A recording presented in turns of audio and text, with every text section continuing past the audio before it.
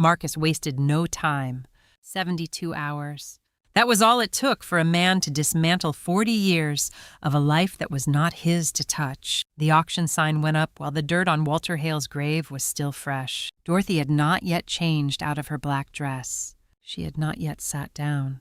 She had not yet allowed herself to feel the full weight of what the morning had taken from her.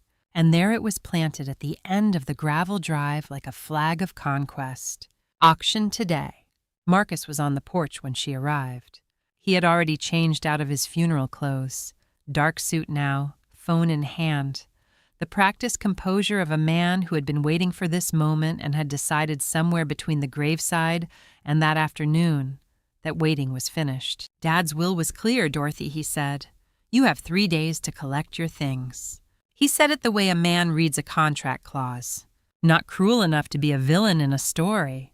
Just efficient enough to be devastating in real life. Dorothy looked at him, then at the sign, then past both of them toward the old oak tree at the edge of the drive, the one Walter had planted the year they were married, the one that had outlasted 4 decades of hard winters, dry summers, and every difficult thing the land had asked of them. She did not speak. She did not need to. Not yet. Marcus sold the farm. He sold the memory of it. He sold the smell of the morning fields, the creak of the granary door, and 40 years of 2 people building something that had outlasted almost everything except greed. What he did not know, what he had never thought to look for, was that Walter had been thinking about this long before Marcus started counting. Walter never put all his eggs in one basket. 40 years of farming had taught him that. You prepared for the weather you could see coming. Then you prepared for the weather you could not? 5 years earlier, on a Tuesday morning in October, Walter had driven to a county clerk's office 2 towns over. He had brought a document prepared by a lawyer whose name Marcus had never heard. He had signed it in front of a notary. He had paid the filing fee in cash. The document was called a quitclaim deed, and a certified copy was sitting in a rusted tin box beneath the floor of the old granary in the building Marcus had dismissed as worthless, behind a door only one key could open. A key that had hung from Walter's belt every day for 40 years. A key that Dorothy now held in her hand. Marcus had put up his auction sign. He had made his calls. He had moved with the speed of a man who understood that speed was his greatest advantage. He was right about that. He just had not understood that Walter had moved faster, 5 years faster. And what Walter had put in motion on that Tuesday morning in October could not be undone by a sign in a driveway, a 15-year-old will, or 3 days' notice delivered in a suit that still smelled like the funeral. The deed was already hers. Marcus just did not know it yet. The funeral was on a Monday. By Thursday, Marcus had brought 3 men with clipboards. Dorothy watched them from the kitchen window the way they moved through the yard, with the particular efficiency of people who have already decided what something is worth and are simply confirming the number. One of them walked the fence line with a measuring wheel. Another photographed the equipment barn. The third stood near the granary and wrote something down without going inside, which told Dorothy he was estimating rather than examining, which told her everything she needed to know about how seriously any of them were taking this property. Marcus came through the front door without knocking. He had his tablet in his hand, the kind of device that reduces everything to columns and figures, that turns acres into square footage and years of labor into depreciated assets. He set it on Walter's kitchen table and turned it to face Dorothy and said, "Everything needs to be settled before Sunday. That's 4 days. I've arranged for the auction house to handle the farm equipment separately. The land and the house go together." Dorothy looked at the tablet. She looked at the spreadsheet on it, the farm she had lived on for 40 years, reduced to line items the house she had painted twice, and the barn. Walter had re-roofed himself in the summer of 2009, and the south field she had walked every morning since before Marcus was old enough to know what a mortgage was. She said, "This was your father's farm, Marcus," Marcus said. "And now it's part of his estate."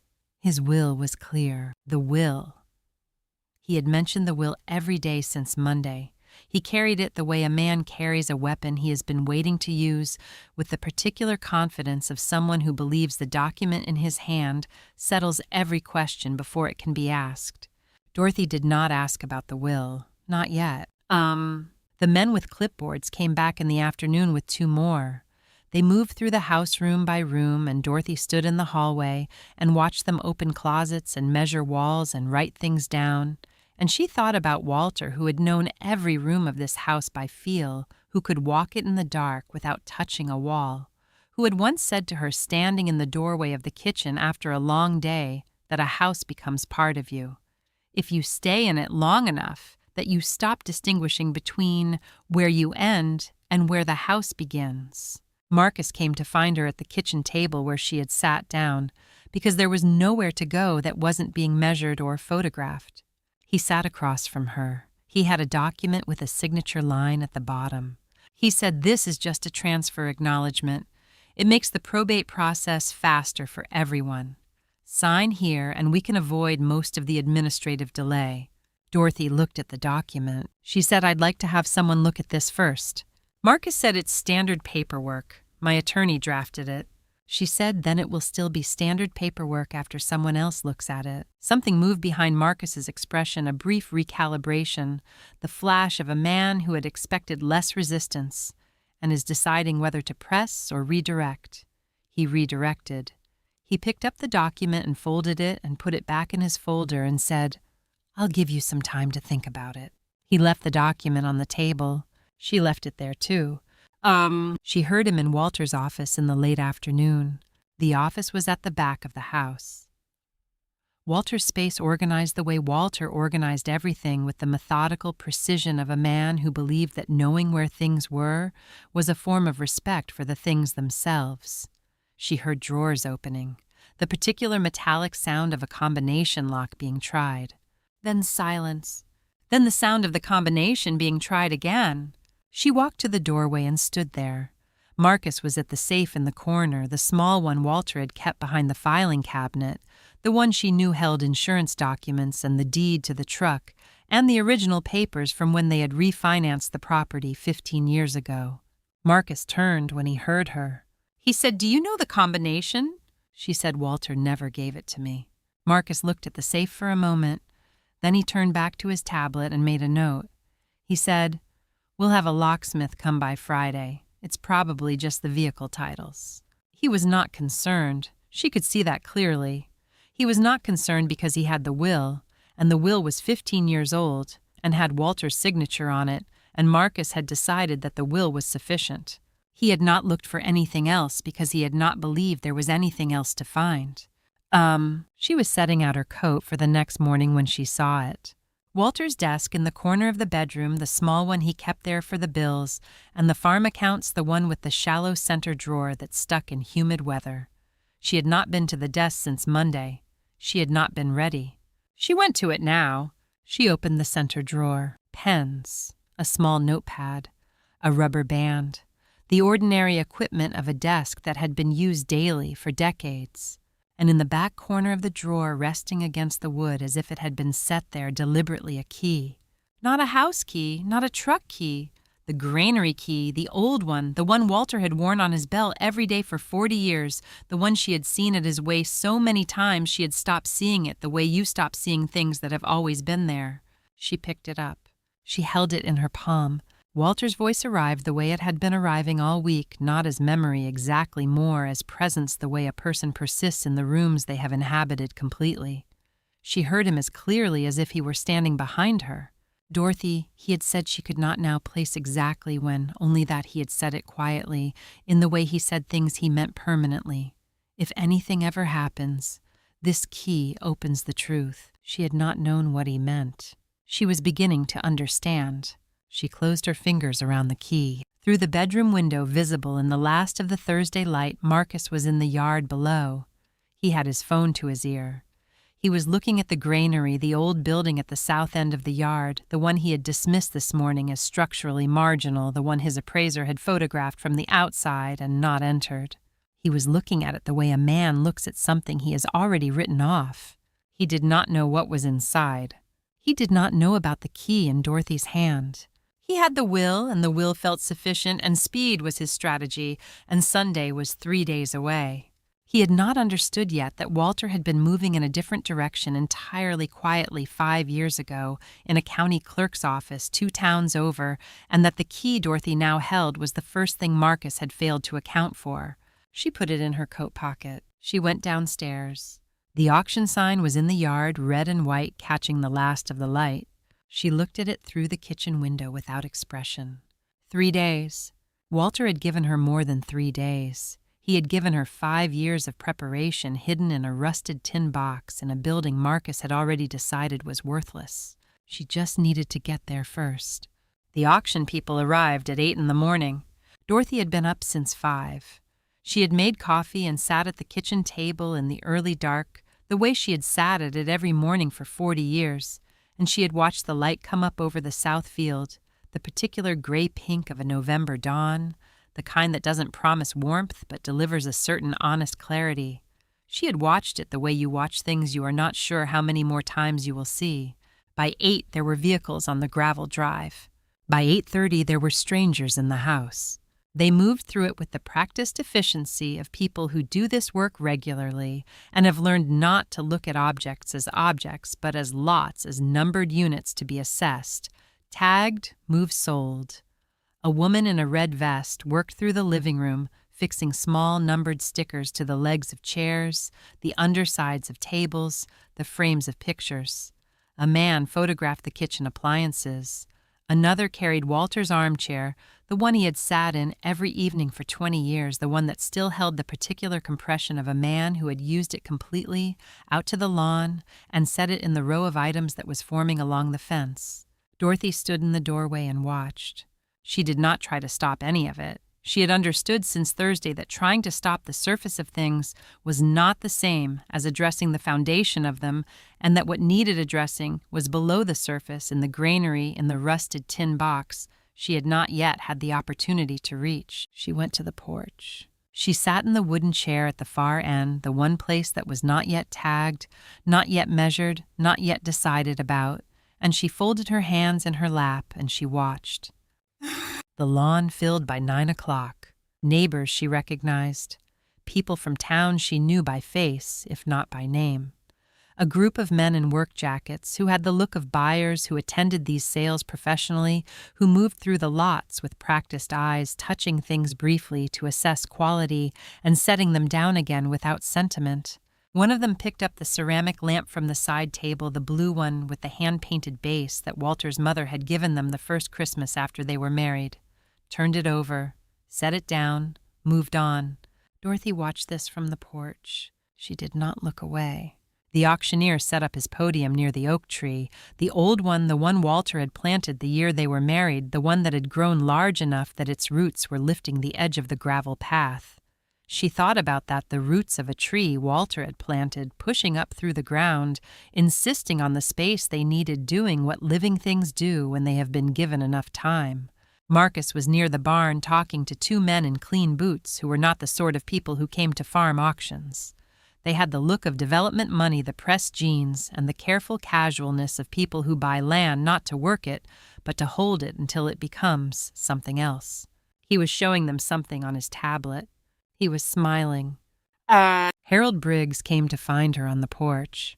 He was 81 years old and had farmed the property adjacent to theirs for 50 years, and had known Walter since before Dorothy had. He walked slowly now, with the particular careful gait of a man whose knees have logged too many miles, and he came to the porch and stood at the bottom of the steps and looked up at her. He said, "Dorothy, I'm sorry about Walter." She said, "Thank you, Harold." He said, "I'm sorry about this, too." He gestured slightly toward the lawn and the strangers and the numbered lots and the auction podium set up under the oak tree that Walter had planted. She said, "I know." He came up the steps and sat in the other chair and took her hand in both of his large hands, work-worn the hands of a man who had spent his life in fields, and held it. He did not say anything further. He simply sat with her, which was the most useful thing anyone could have done, and she was grateful for it in the specific way that you are grateful for things that cost someone something. They sat together while the auctioneer tested his microphone and the crowd settled into its formations, and Marcus moved through it all with the ease of a man in his element. She heard him at some point speaking to one of the development buyers near the equipment barn. She did not turn to look. She heard his voice carrying across the yard with the particular projection of a man who does not lower it because he does not believe he needs to. He said everything is completely legal. She's just been staying here. It's not really her place. The words landed the way certain words land, not like blows, but like cold water, the kind that takes the breath and clarifies things at the same time. She had known in some approximate way what Marcus thought of her place here. She had known it since Monday, since the suit, instead of the funeral clothes, since the clipboard men on Thursday. Hearing it said aloud in that voice to a stranger on her front lawn clarified the full shape of it. She was not angry. She was done. The auctioneer raised his gavel. Ladies and gentlemen, we'll begin with the primary parcel, 42 acres, including the main residence outbuildings, and Dorothy stood up. She did not look at Marcus. She did not look at the auctioneer or the development buyers or the neighbors with their expressions of helpless sympathy. She did not look at Walter's armchair on the lawn or the blue ceramic lamp or the numbered tags on 40 years of a shared life. She looked at the granary. The old building at the south end of the yard, gray wood, low roof lined the door with its old iron hardware that Marcus's appraiser had photographed from 10 feet away and not entered. The building that Marcus had listed as structurally marginal. The building whose floor held something Marcus had never known existed. She walked toward it, not quickly, not dramatically, the way a woman walks when she knows where she is going and has known for a while, and has simply been waiting for the right moment to go. The granary key was in her coat pocket. Walter had worn it on his belt for 40 years. She had carried it for 2 days.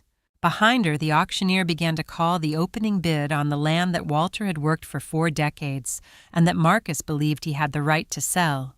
Dorothy did not look back. She reached the granary door. She put the key in the lock. The granary smelled like 40 years. Dust and old grain and the particular dry smell of seasoned wood that has been standing through decades of weather without complaint. The smell of a building that has done its job and kept its silence. Dorothy stood in the doorway for a moment after the lock turned and let the smell come to her, let her eyes adjust from the bright November morning to the low interior light. She had been in this building perhaps 24 times in 40 years. It was Walter's space in the way the desk was Walter's space, and the south field at dawn was Walter's space, not forbidden, just specifically his belonging to him, in the way that certain things belong to certain people after enough years of association. She went inside and pulled the door mostly closed behind her. The sound of the auction came through the walls, muffled but present.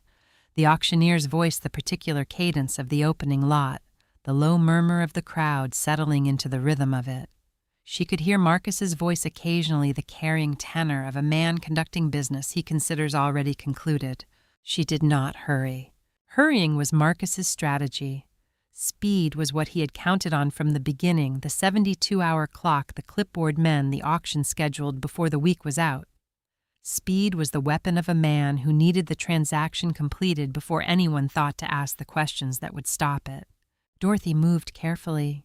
She moved the way Walter had moved through this building, with the particular attentiveness of a person who knows a space well enough to respect its details.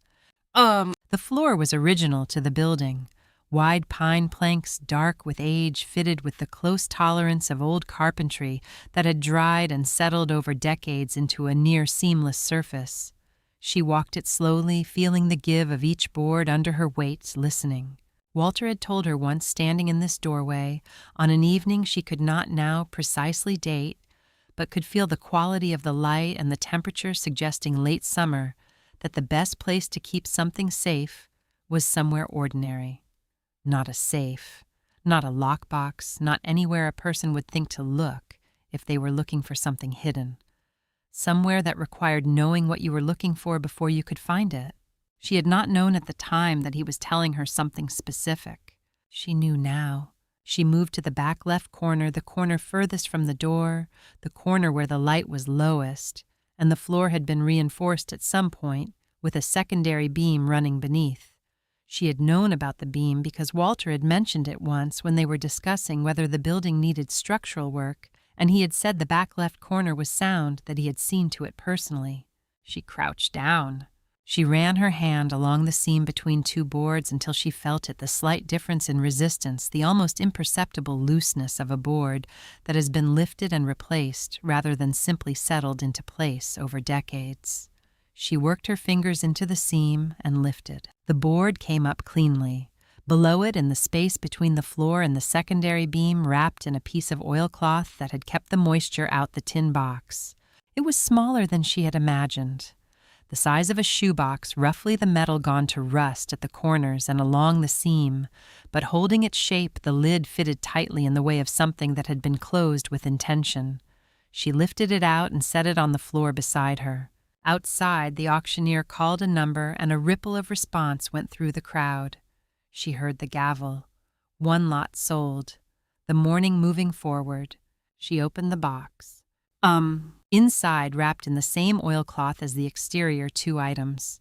A folded document, thick paper, the kind that carries official weight, and beneath it a single folded page, her name written on the outside in Walter's handwriting, not his formal print, but his personal script, the rounder, less compressed hand he used for things that were not official but were important. She took the document first. She unfolded it carefully. The heading was clear: Quitclaim Deed. The legal language of the body was dense, but she moved through it the way she moved through things that mattered, line by line, without skipping. She found the parties named. She found the property description, the legal description of the 42 acres, the metes and bounds, the parcel number that matched every tax document she had received for 4 decades. She found the date 5 years ago, October. She found the signatures, Walter's, the notary's, the county recorder's stamp in the corner. She found her name. Dorothy Ann Webb, grantee, sole owner of record as of the date of this instrument. She read it twice. The deed was valid. The deed was recorded. The deed predated every claim Marcus had made, every document he had presented, every number on every spreadsheet on his tablet. A quitclaim deed properly executed and filed with the county recorder 5 years before Walter's death transferred the property entirely outside the reach of the estate. The 15-year-old will that Marcus had been carrying like a weapon could not touch property that no longer belonged to the estate, could not touch property that had been Dorothy's legally and completely since an October morning 5 years ago. Walter had known exactly what he was doing. She set the deed beside her on the floor and took the folded page. She opened it. Walter's handwriting. The personal script slightly unsteady at the edges, in the way it had been in his last years, but precise where it mattered, deliberate in the way of a man who has chosen every word. Dorothy, if you're reading this, then something happened the way I was afraid it would. I'm sorry I couldn't be there to stop it in the room. I've watched Marcus for a long time. I love my son. I know him. And I know that what he calls protecting his inheritance is really something else, something that started when he was young, and I couldn't fix it and got harder as the years went on. I made peace with that a long time ago. What I couldn't make peace with was the thought of you standing alone in the middle of it. This farm is yours, Dorothy, not mine to give yours already. Has been for 5 years. I signed the deed when I still could, filed it myself at the county clerk's office, paid the fee, took the copy home and put it here. I told no one. I did it quietly because quiet was the only way it would hold. Don't let them take it. You have the paper now.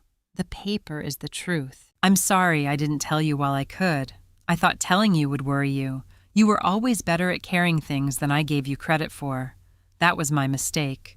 This is me correcting it. The farm is yours. It has always been yours. I just made sure the county agreed. All my love as I have had it, which has been more than I knew how to say, Walter. She read it once. She sat on the floor of the granary with the deed in one hand and the letter in the other, and the sound of the auction coming through the walls, the gavel, the numbers, the crowd, Marcus's voice somewhere in the middle of it, and she let herself feel the full weight of what she was holding. Not the paper. What the paper meant. What it had taken to produce it, Walter, in a county clerk's office 5 years ago by himself, for her quietly and without announcement, because quiet was the only way it would hold. Walter preparing for a future he hoped wouldn't happen, and couldn't be certain would doing the thing that needed doing in the only way it could be done. He had called it offense. She remembered now the exact conversation, the exact tone of it. He had been ill, not yet seriously, but the beginning of the seriousness, and she had been worried, in the specific way. She was always worried when she couldn't see the full shape of something, and he had taken her hand and said, "I've put up a fence for you, Maggie. Something that'll hold even if I can't." She had thought he was being sentimental. He had been describing a quitclaim deed filed with the Montgomery County Recorder. She folded the letter along its original crease. She placed it inside the deed, folded together. She held them in both hands for a moment. Then she stood up. Outside, the gavel came down again. She heard the auctioneer begin to introduce the primary parcel, the land, the house, the whole, of the 42 acres that Marcus believed he had the right to sell to the men in clean boots who wanted to build something that was not a farm. Dorothy put the deed in her coat pocket. She straightened her coat. She pushed the granary door open and walked out into the November morning. Not quickly, not with the urgency of a woman who had been running, with the particular steadiness of a woman who knew where she stood and what she was carrying and what happened next. The auction was in front of her, the crowd, the podium, the oak tree Walter had planted, Marcus near the front tablet and a hand satisfaction in the set of his shoulders.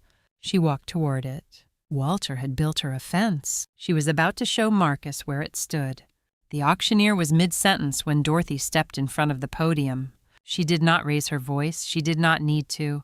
She simply walked to the front of the crowd and turned to face the auctioneer and said clearly and without inflection, "Stop the auction.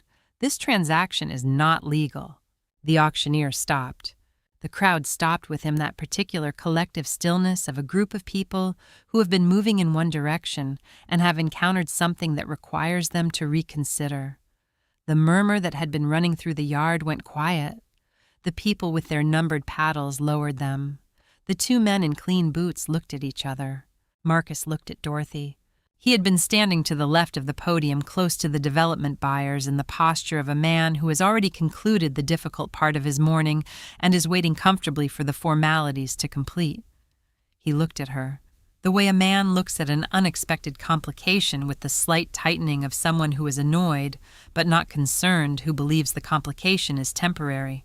He said, "Dorothy, this isn't the time or place for..." She took the deed from her coat pocket. She held it out toward the auctioneer, not toward Marcus, not toward the crowd, but toward the man who was conducting the transaction, the man whose professional obligation required him to understand what he was selling before he sold it. She said, "This is a quitclaim deed for this property filed with the county recorder 5 years ago. My name is the only name on it. This farm belongs to me.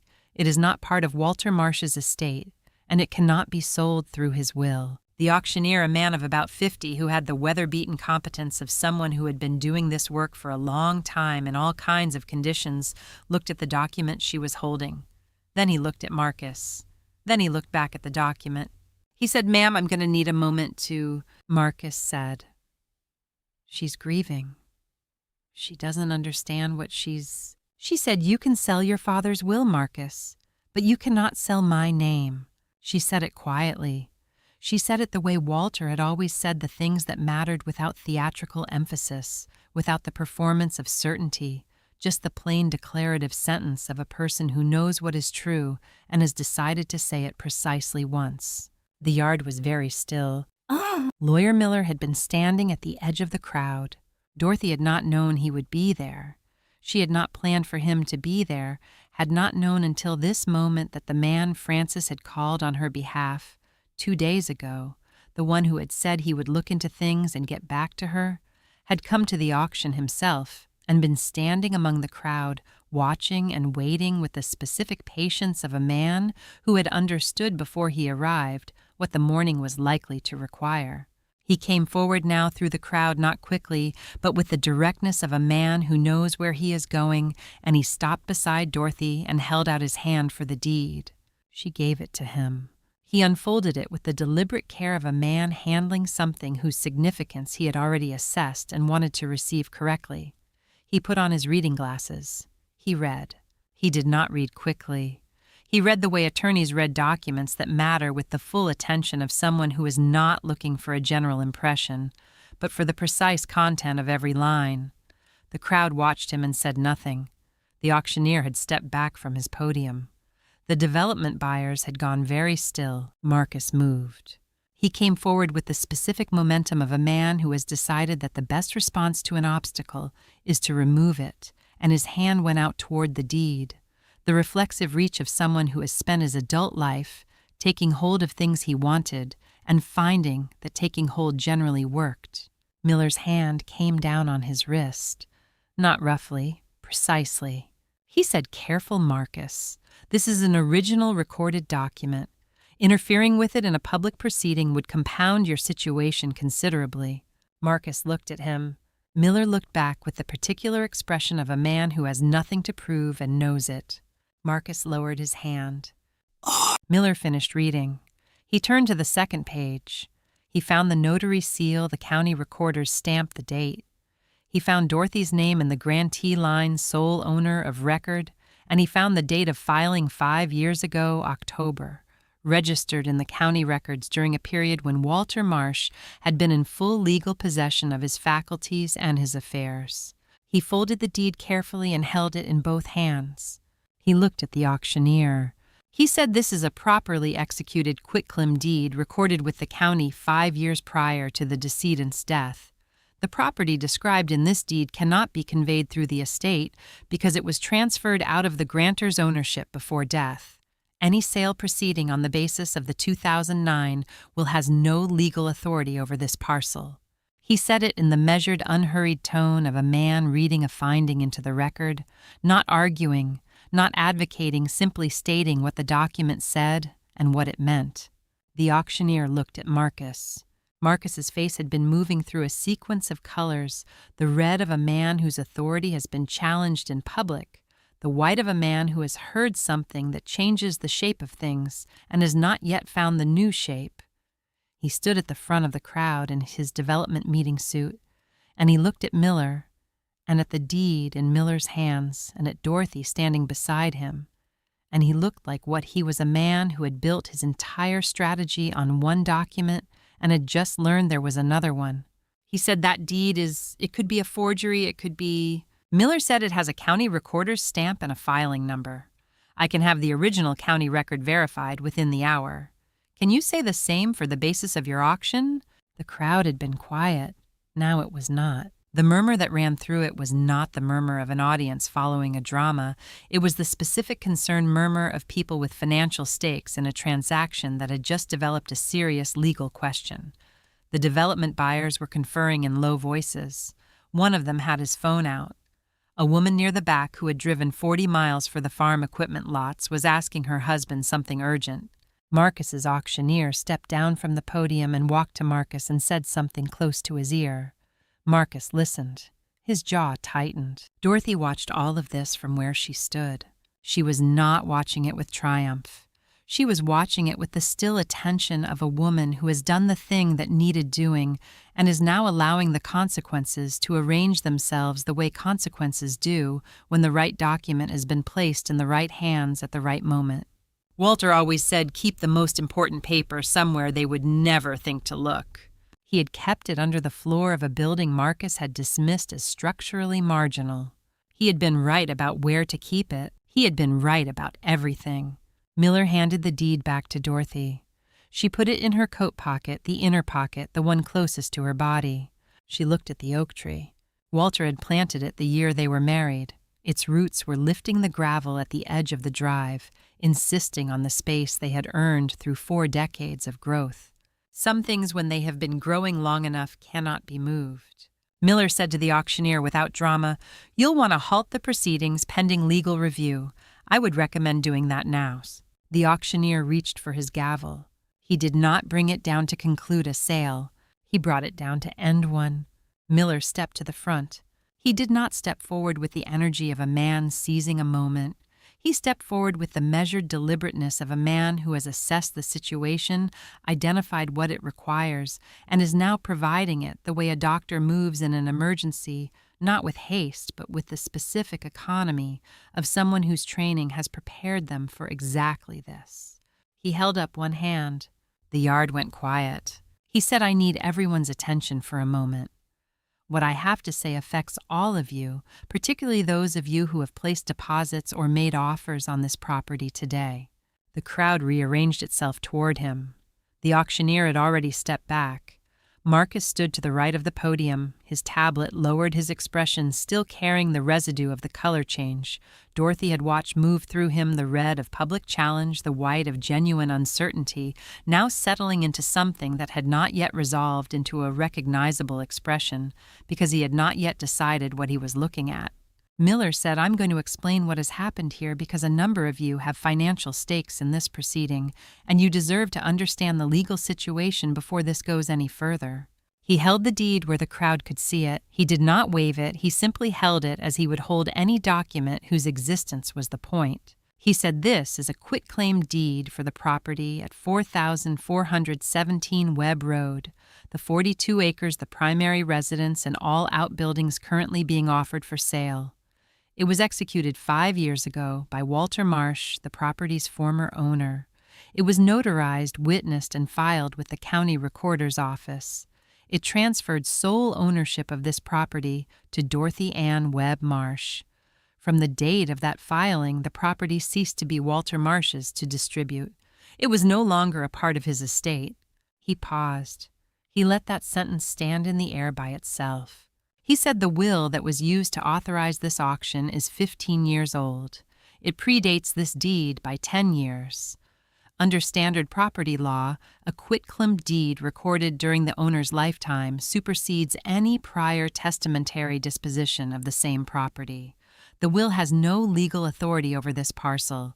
It never did not from the moment this deed was filed. He looked directly at the auctioneer. He said, "This auction has no legal basis. The seller does not own what he is selling." Marcus came forward. He had reassembled something, not the full confidence of earlier in the morning, not the ease of a man conducting business he considered already concluded, but a functional version of it enough to push through the crowd and stand in front of Miller with his voice at the pitch of a man making an argument rather than losing one. He said Dorothy pressured him. She manipulated him into signing it. He was sick. He wasn't thinking clearly. Miller said the deed is dated 5 years ago. Marcus said, and Miller said, 5 years ago, Walter Marsh was not ill. His medical records, which I have reviewed with Dorothy's authorization, show no cognitive impairment at the date of signing, no diminished capacity, no indication of undue influence by any party. He was 68 years old, in good health, and in full legal possession of his faculties. He took off his reading glasses and held them at his side. He said, "You are describing a man who made a legal decision about his own property while entirely competent to do so. The deed is valid. The filing is valid. The timing makes your argument untenable." He said it without raising his voice. He said it with the flat, clean delivery of a man presenting a finding, not making a case. Marcus said, "I'll contest it. Miller said, "Marcus, you attempted to sell a property you did not own using a will you knew was 15 years old in a county where the property record shows a superseding deed in your stepmother's name. Whether you knew about the deed or not, the effect is the same. You have facilitated a fraudulent transaction. The people standing behind you who have placed deposits on this property today have a legal claim against you personally for the return of those funds plus costs." He let that land. Then he said, "That is constructive fraud. In this state, it carries civil liability. Depending on what the investigation determines about your prior knowledge of the deed's existence, it may carry more than that." The crowd behind Marcus had been quiet during this exchange. It was not quiet now. The specific sound that rose from it was not the murmur of an audience following a drama. It was the sharper, more urgent sound of people with money at stake, processing information that affected them directly. A man near the front who had driven from 3 counties over with a cashier's check for the equipment lots was already on his phone. The 2 development buyers were conferring with each other in the low, rapid exchange of people recalculating. A woman in a green coat, Dorothy did not know her, did not recognize her from the neighborhood, said loudly, "I put down a $5,000 deposit this morning. Who do I talk to about getting that back?" Several voices joined hers. Marcus turned. He was facing now not Dorothy and not Miller, but the people he had invited. The buyers he had assembled, the money he had moved, the transaction he had arranged with the speed and confidence of a man who had been certain of his legal ground.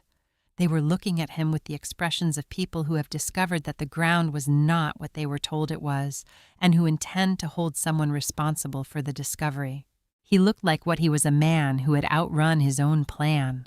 Dorothy watched this from where she stood. She felt watching it something that was not satisfaction.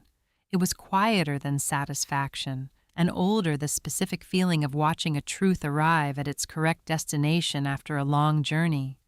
Walter had known this day would come. He had known because he knew his son the way parents know their children, with the unsentimental clarity of long observation. He had not been surprised by Marcus's nature. He had simply prepared for it. The law is slow sometimes. Walter had said to her once, laughing slightly. She could not remember the specific occasion, only the quality of the afternoon, the warm kitchen light, the particular ease of a man who trusts eventually, even when he cannot trust immediately. But it is very certain, Dorothy. When it lands completely. Miller turned to her. He said quietly, "I'll need to make some calls. Give me 20 minutes. She said, "I know." He walked toward the house. She watched him go. Then she looked at the podium. At the oak tree behind it, its roots lifting the gravel at the edge of the drive, patient and insistent and entirely indifferent to the morning's events, doing what it had been doing for 40 years and intended to go on doing. She stepped down from the area near the podium.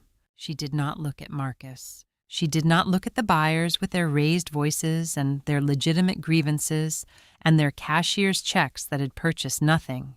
She did not look at the numbered lots on the lawn or the auction sign at the end of the drive or any of the apparatus of a transaction that had been from the moment Dorothy walked out of the granary already over. She walked to the oak tree. She put her hand on the bark, the particular rough texture of old oak, the kind of surface that has been standing long enough to become something permanent rather than merely living. She stood there for a moment. Walter had planted this tree the year they were married. It was still here. So was she. The police arrived at 11:30. 2 vehicles, county plates, pulling onto the gravel drive with the unhurried competence of officers responding to a civil matter that has been clearly reported and documented. They did not come with sirens. They did not come with urgency. They came the way the law comes when the paperwork is in order, steadily, without theater, with the particular authority of people who know what they are there to do. Dorothy watched them from the porch. She had not called them. Miller had made that call from the kitchen, one of the calls he had said he needed 20 minutes for, and he had come back out with his coat buttoned and his briefcase closed, and the expression of a man who has set several things in motion and expects them to proceed as expected. They proceeded as expected. The officer who spoke to Marcus was a woman in her 40s with the practical patience of someone who has had this kind of conversation many times and has learned that the most efficient way to conduct it is without editorializing. She explained what had been reported. She explained what the county recorder's office had confirmed when Miller's office called. She explained the nature of the complaint, that 3 of the deposit-holding buyers had already filed, and the nature of the one that Miller had filed on Dorothy's behalf regarding the attempt to conduct a fraudulent sale of property not owned by the seller.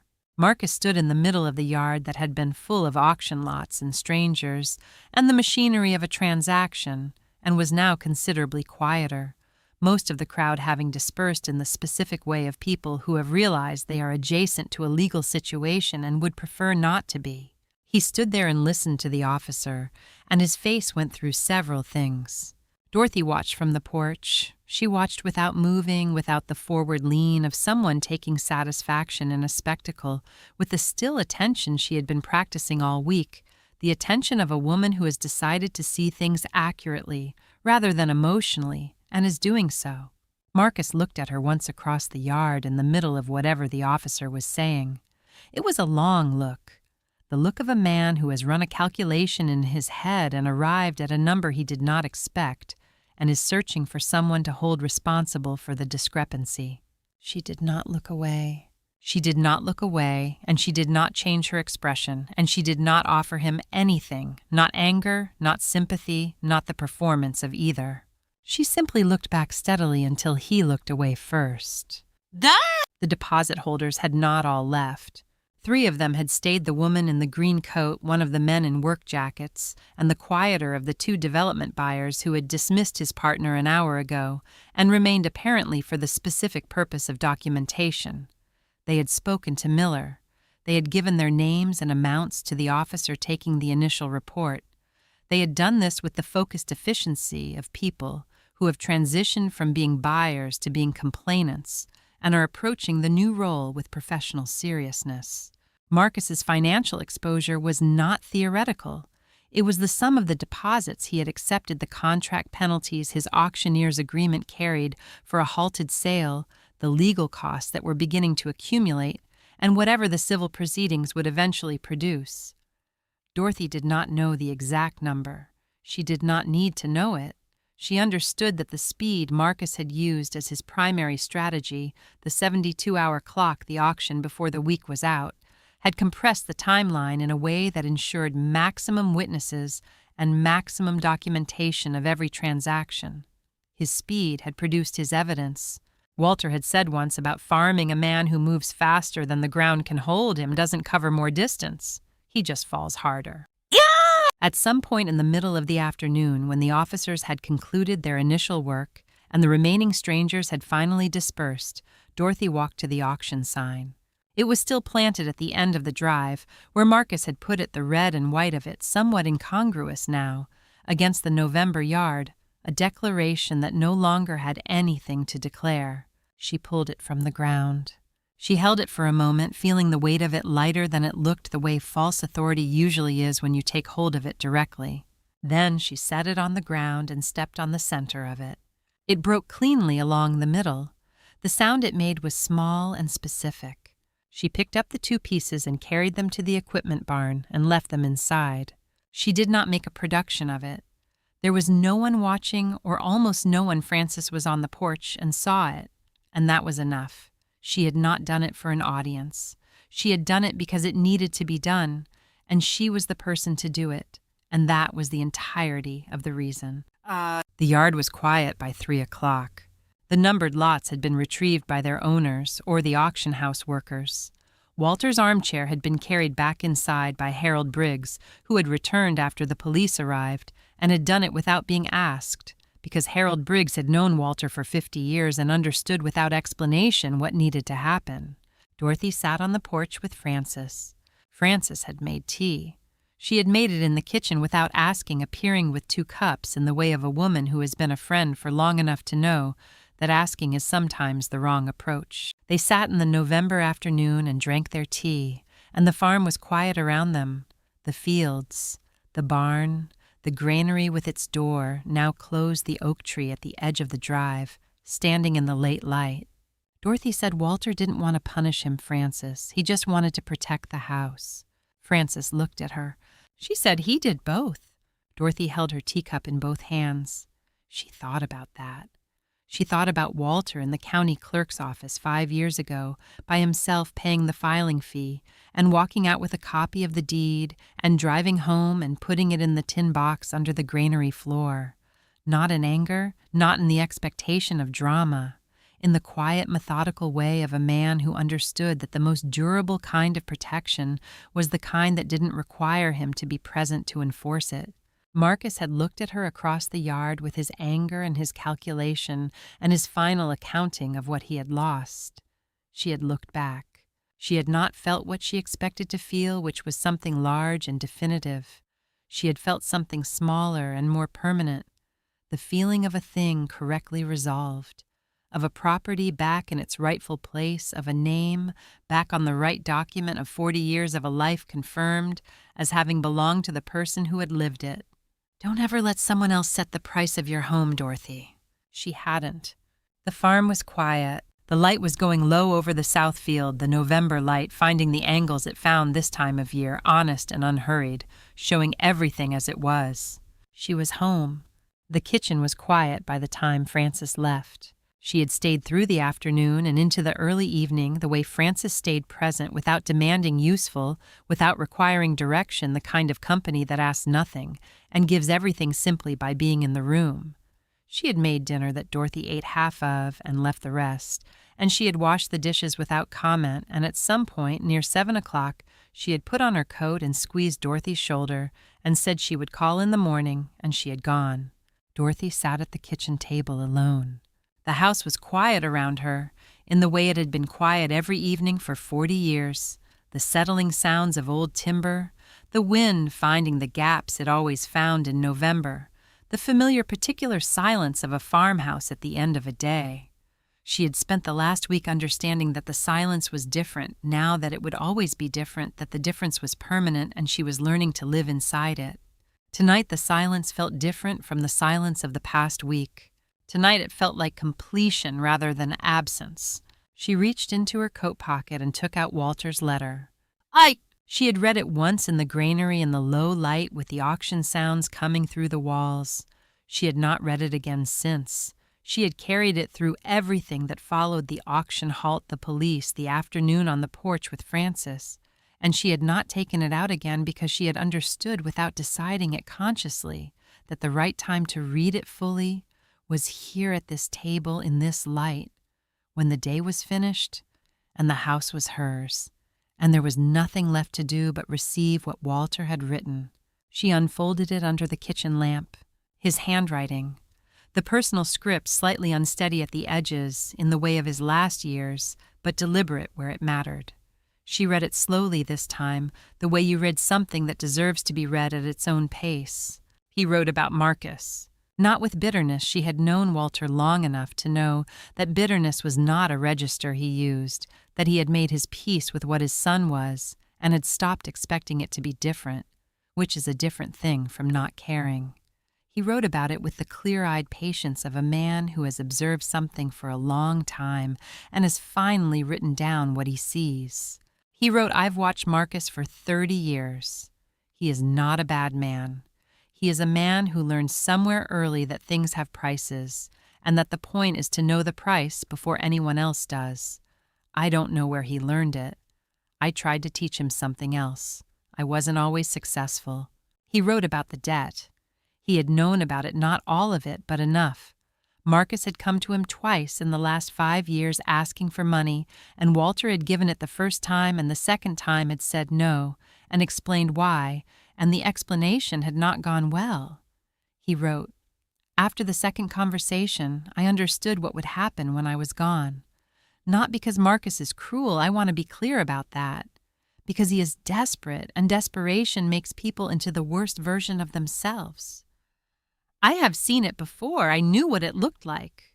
He wrote about the deed. He had gone to the county clerk's office on a Tuesday in October 5 years ago with the document he had prepared with a lawyer. Dorothy had never met a man Walter had found through a professional directory specifically chosen, because he had no connection to the family, no shared history, no line between himself and anyone who might eventually want to know what Walter had done and why. He had paid in cash. He had filed the deed himself, stood at the counter and watched the clerk stamp it and return the copy, and he had driven home and put the copy in the tin box under the granary floor, because the granary was the one building he was certain Marcus had no interest in. He had known Marcus would find the safe in the office. He had known Marcus would look for the obvious things in the obvious places.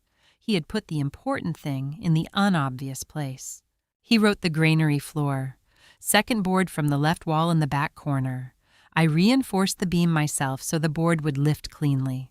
The box has been there for 5 years. I kept meaning to tell you, and I kept not telling you because every time I thought about how to say it, I thought about the look on your face, and I didn't want you to carry it. That was my mistake. You have always been stronger than I gave you credit for." And then the line she had read in the granary, the one that had stayed with her through everything that followed. "Marcus loves money more than he loves land. If I left him the farm, he would sell it in 3 days.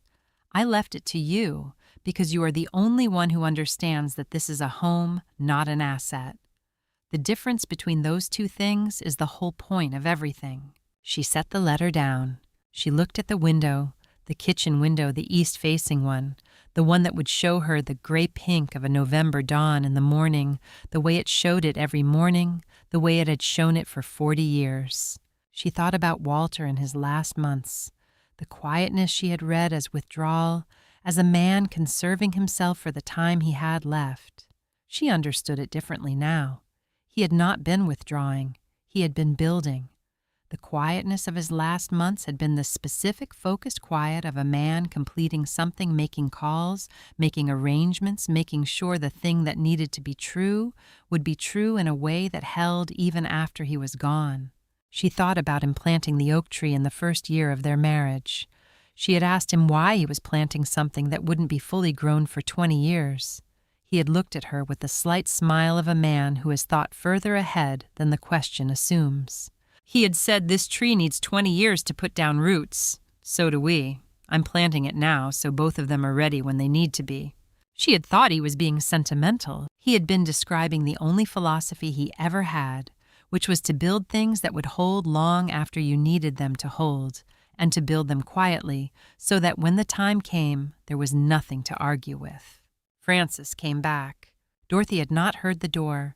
She had been too far inside, the letter inside the evening, inside the long accumulation of a 40-year marriage, arriving at its final accounting. But the door opened and Frances came in, and she did not say anything about coming back, just set a fresh cup of tea on the table beside the letter and sat down across from Dorothy with her own cup. She looked at the letter. She looked at Dorothy. She said he loved you the best way he knew how. Dorothy looked at the letter on the table. At Walter's handwriting, slightly unsteady at the edges, deliberate where it mattered. At the words that had been sitting in a rusted tin box under a granary floor for 5 years, waiting for the morning they were needed. She said he loved me the way he built things. Frances looked at her. Dorothy said to last. She picked up her tea. Outside, the November night was doing its quiet work on the farm, the fields, the barn, the oak tree. At the edge of the drive, the granary with its floorboard back in place and the tin box still inside, because there was no reason to move it now, because some things are right where they belong. The house was hers. It had always been hers. Walter had made sure the county agreed. Sunday came quietly. No vehicles on the gravel drive. No strangers with clipboards. No auction podium under the oak tree, no numbered lots along the fence, no voices calling opening bids on 40 years of a life that had never been anyone's to sell. Just the birds in the south field moving through the November grass the way they always moved this time of year, low, purposeful, undisturbed. Just the wind finding its way across the open land the way it had found it every morning for 40 years. Just the farm, doing what the farm did when people left it alone, which was simply to be itself. Dorothy was up before the light.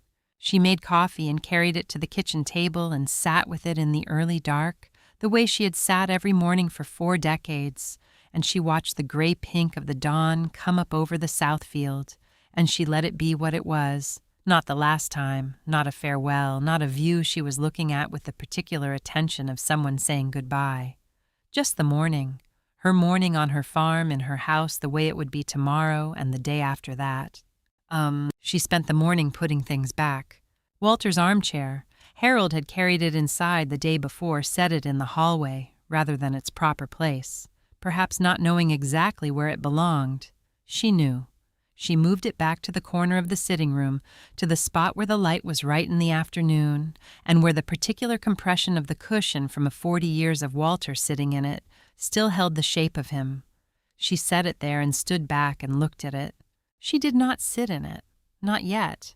That was for a different morning when she was ready. She went through the rooms systematically the way she had walked through them the day she came home slowly with full attention, her hand trailing the door frames. She straightened what had been moved. She returned things to the surfaces they belonged on.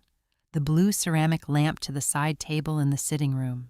The frame photograph of the farm in its first year before the equipment barn was built to the nail on the kitchen wall, where it had hung for 30 years.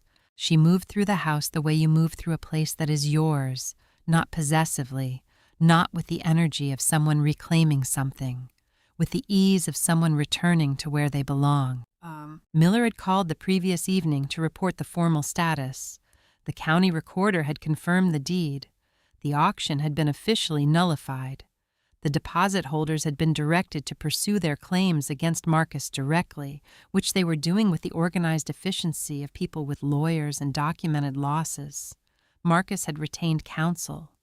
What happened next between Marcus and the buyers and whatever investigation the county chose to pursue was a matter that no longer required Dorothy's direct involvement.